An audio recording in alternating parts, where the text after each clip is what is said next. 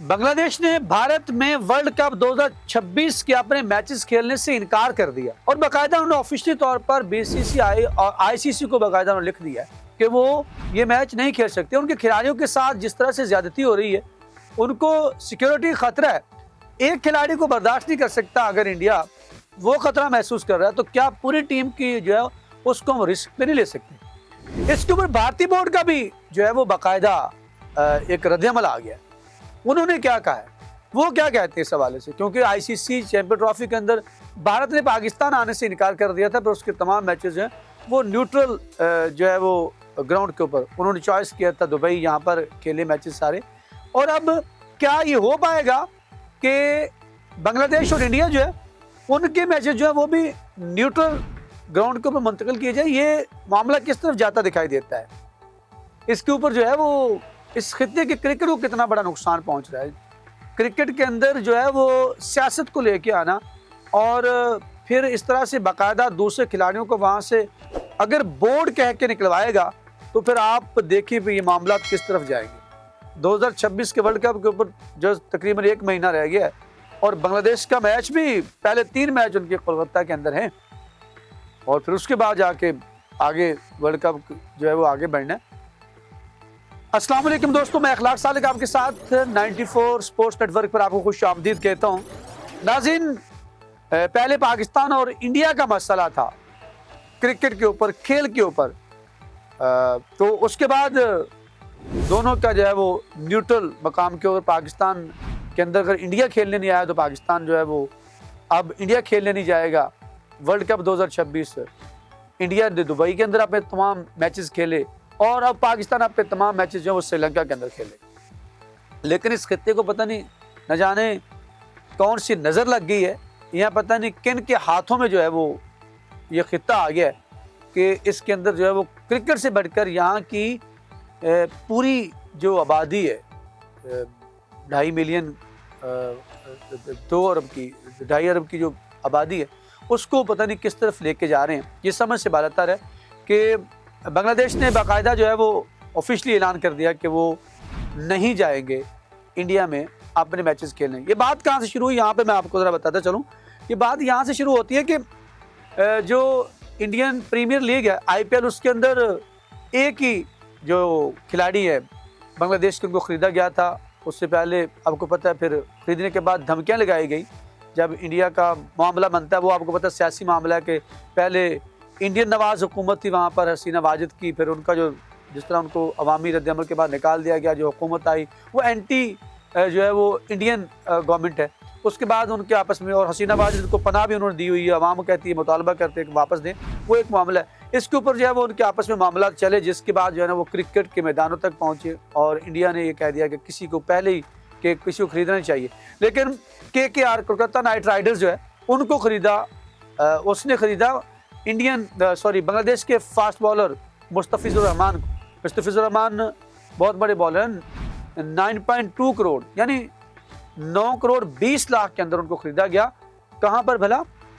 Dubai के अंदर, जब पिछले महीने जो ऑक्शन हुआ जिसके अंदर, वहाँ पर उस बिड्स के अंदर तो उसको ख़रीदा गया। उसके बाद भारतीय क्रिकेट बोर्ड ने हुकूमत की तरफ से बाकायदा ये होता है, ये आपकी तरफ से नहीं होता, जैसे हाथ ना मिलाने की जो रवायत है उसके पीछे ये नहीं कि ये सूर्य कुमार यादव का अपना फैसला था, भारतीय क्रिकेट बोर्ड का अपना फैसला था। इसके पीछे बाकायदा सरकार थी।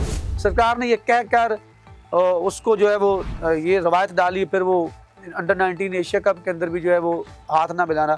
तो इसी तरह बाकायदा जो है यहाँ पर KKR जो शाहरुख के ऊपर पहले तनकीद बहुत की गई, उसे गद्दार तक कहा गया। फिर उसके बाद क्या हुआ कि आखिरकार उन्होंने मुस्तफिजुर रहमान को रिलीज़ कर दिया। कोलकाता नाइट राइडर ने दबाव में आकर उसकी हुकूमत ने कहकर निकलवा दिया और उसके बाद जो है फिर बांग्लादेश ने उसका रद्दअमल दिया। अमीरुल इस्लाम ने जो है उनके क्रिकेट बोर्ड के चेयरमैन, उन्होंने भी रद्दअमल दिया। लेकिन उसके बाद जो उनके मशीर हैं आसिफ नज़र, उन्होंने बाकायदा कहा कि इनको ख़त लिखो कि हमारी टीम वहाँ पे महफूज नहीं है, हम वहाँ पर नहीं खेल सकते।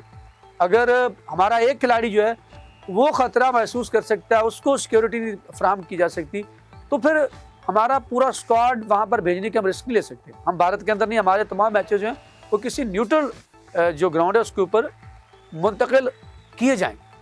ये उनका फ़ैसला और बड़ा बोल्ड फैसला किया यहाँ पर उन्होंने और बाकायदा ख़त लिख दिया था उन्होंने।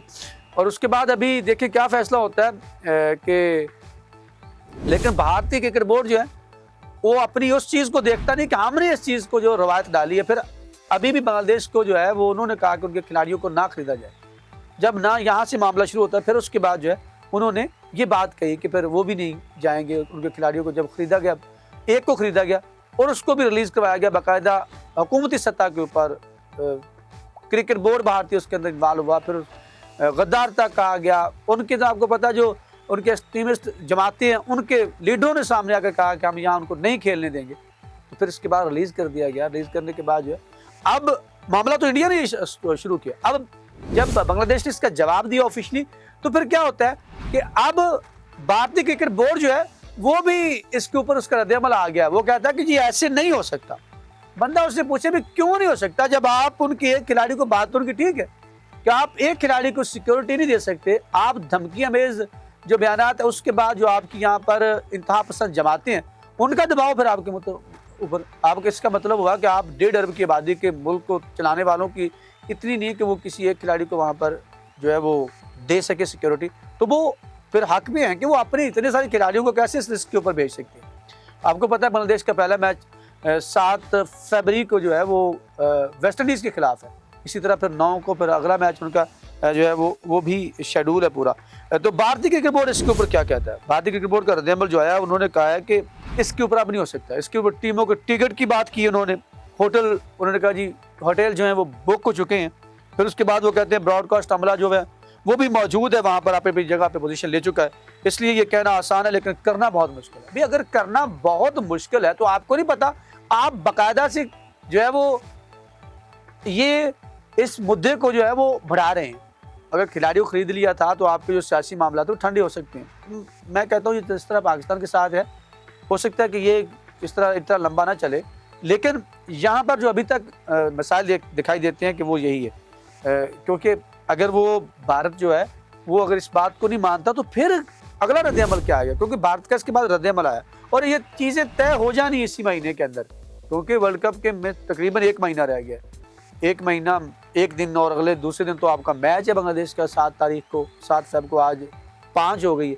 इसका मतलब ये है कि अब बांग्लादेश का फिर दोबारा से रद्द-ए-अमल आएगा, फिर आईसीसी के पास ये मामला जाएगा, क्योंकि ये इवेंट जो है वो आईसीसी का है लेकिन उसकी मेज़बानी बात कर रहा है।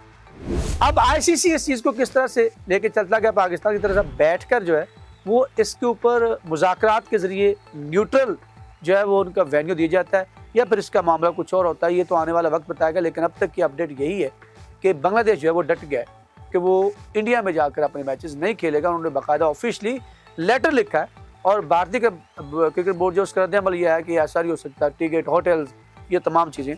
अगर आपको इतना फिक्र है तो आपने फिर ये सारा मुद्दा जो है इस तरह से सियासी क्यों बनाया खेल के मैदान को।